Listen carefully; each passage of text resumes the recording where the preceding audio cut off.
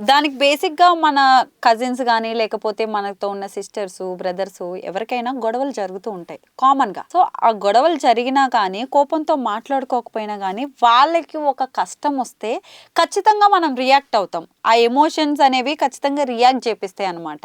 అలాంటి ఒక సినారియోని ఇక్కడ డైరెక్టర్ ప్రెజెంట్ చేశారు. ఎలా అంటే 'ప్రకాష్ రాజ్' గారి వాళ్ళ అమ్మాయి ఎవరైతే ఉందో వాళ్ళ అన్నయ్యతో సంథింగ్ మాట్లాడదు. బికాజ్ తన పెళ్లి విషయంలో జరిగిన చిన్న ఇష్యూ వల్ల. ఇన్ని సంవత్సరాలైనా వాళ్ళిద్దరూ మాట్లాడుకోకుండా ఉంటారు. వాళ్ళిద్దరిని కలపడం కోసం జాతరలో ఏంటి అనంటే మన 'శర్వానంద్' హీరో ఏం చేస్తాడు అనంటే జాతరలో వాళ్ళని ఏడిపిస్తున్నట్టుగా ఒక అల్లరి క్రియేట్ చేపిస్తాడనమాట.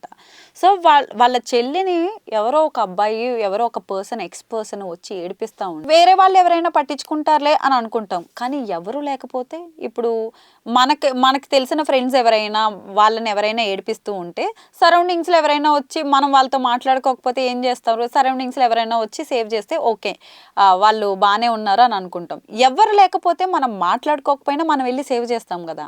ఇక్కడ గూడా ఏంటనంటే వాళ్ళ సిస్టర్‌ని ఎవరో ఏడిపిస్తూ ఉన్నప్పుడు మొత్తం వాళ్ళ అన్న గాని, రిలేటివ్స్ గాని ఇంకెవ్వరు లేకుండా స్ప్రెడ్ అయిపోతారు. ఇంక ఉన్నది తనొక్కడే కాబట్టి తనే ఎళ్లి సేవ్ చేస్తాడనమాట.